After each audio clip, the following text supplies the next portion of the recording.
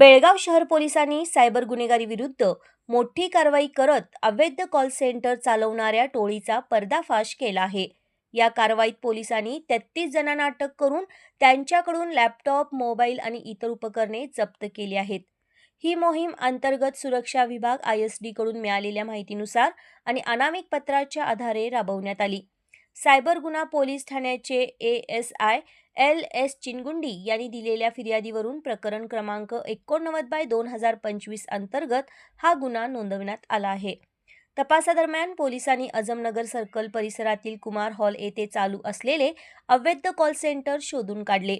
येथे गुजरात, दिल्ली, महाराष्ट्र, राजस्थान, मेघालय, झारखंड, उत्तराखंड, आसाम अशा विविध राज्यातील तरुण अमेरिकन नागरिकांना लक्ष्य करून अमेझॉन ऑर्डर प्लेस झाल्याचे भासवून ऑनलाईन फसवणूक करत होते. आरोपी लोक बळींना तुमच्या नावावर चुकीचा ऑर्डर नोंद झाला आहे असा संदेश पाठवत आणि नंतर कस्टमर सर्व्हिस म्हणून त्यांच्याकडून बँक माहिती मिळवून खात्यातील पैसे हस्तांतरित करत. हे कॉल सेंटर परदेशी नागरिकांना फसवणुकीच्या जाळ्यात ओढण्यासाठी खास तयार करण्यात आले होते.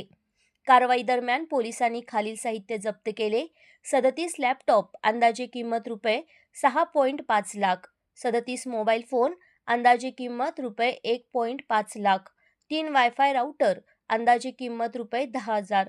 ही छापेमारी सायबर क्राईम पोलीस निरीक्षक BR गड्डेकर यांच्या नेतृत्वाखाली आणि ACP cyber crime, DCP crime and traffic तसेच पोलीस आयुक्त बेळगाव शहर यांच्या मार्गदर्शनाखाली पार पडली.